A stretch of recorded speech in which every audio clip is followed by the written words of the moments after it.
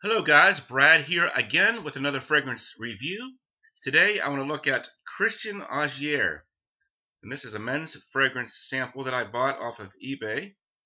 And inside the card is what that looks like. You can see a bunch of designs and the little sentence here, inspired by the many designs of Christian Audigier, bright bursts of color with an underlying edginess. The bright top notes represent the many colors used in his designs. Take that colorful opening and contrast it with a seductive masculine background of leather, rum, and suede. And I don't have a picture of the bottle here, but it's a very fancy, classy looking bottle. I mean, it is probably a lot cheaper made than like the niche bottles, but it has a similar fancy appearance to it. And this one came out in 2009 and is classified as a woody spicy. And the notes at Fragrantica, top notes are blackberry, pomelo, Asian pear, and rum. Middle notes are cinnamon bark, saffron, and iris root. And in the base, vetiver, oak moss, suede, and leather. And at base notes, no positive reviews, one neutral and two negatives. So I wore this sample to work a couple times, and I put a little bit on my skin this morning for my review.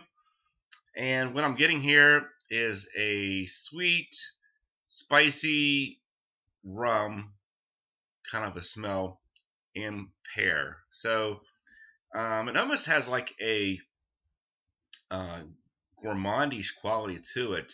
It almost smells like some kind of like an icing or a glaze that you'd put on some sort of dessert at a fancy restaurant. But in the base, you do get some of the more woodsy or animalic notes. I mean, it's just a very light, hardly perceptible base of leather and some woody notes. But I thought this one was pretty interesting because you don't normally get this type of smell from a designer fragrance.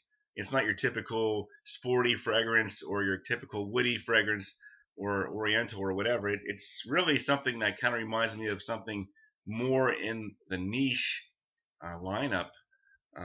Like especially with notes like rum, you know, iris root. Those are some of the notes that you more typically see in the more expensive fragrances. Um, so I did like the smell. Kind of surprised me by how different it was. As many have pointed out before me, the performance could probably be better. After about an hour or two, it really becomes pretty much close to the skin, and I never even got a single compliment on this one while wearing it, even at work, applying it directly on myself at work.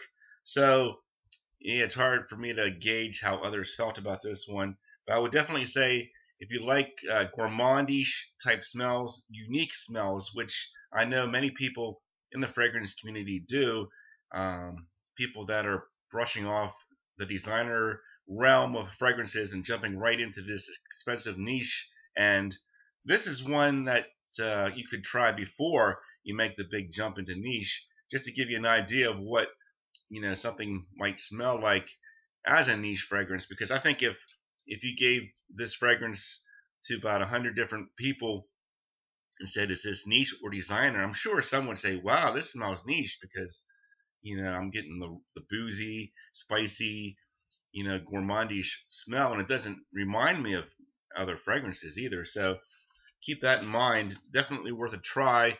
I think it's a fun one to try out because it's so different, especially if you like sweet, gourmandy spiciness in your fragrances. So for scores, 7.5 out of 10. I did think the smell was pretty nice. I think this could be a bit on the unisex end as well, but I did kind of like the smell. It's not like a really overtly masculine fragrance though. Projection longevity, 6 out of 10. I'll say after about 2 or 3 hours, it's pretty much done as far as performance goes. Versatility, 6 out of 10. This is probably not something that I would want to wear when it's really hot or really cold because performance issues, or just because it's kind of sweet and spicy like that. I think it'd be better for like the cooler days, like spring and fall, or maybe in the summer evening. Uniqueness, I'll give it 8.5 out of 10. It doesn't directly remind me of anything really. Price point, uh, 3.4 ounce bottles can probably be had for around $15 or $20. So this is probably a good one to pick up. I'm thinking it's probably discontinued, so it's probably not going to get much cheaper before it disappears altogether, and then the prices could start going up again. So this is probably a good one to grab for a collector or just anybody that likes the more unique smelling fragrances, because the bottle itself is kind of different as well.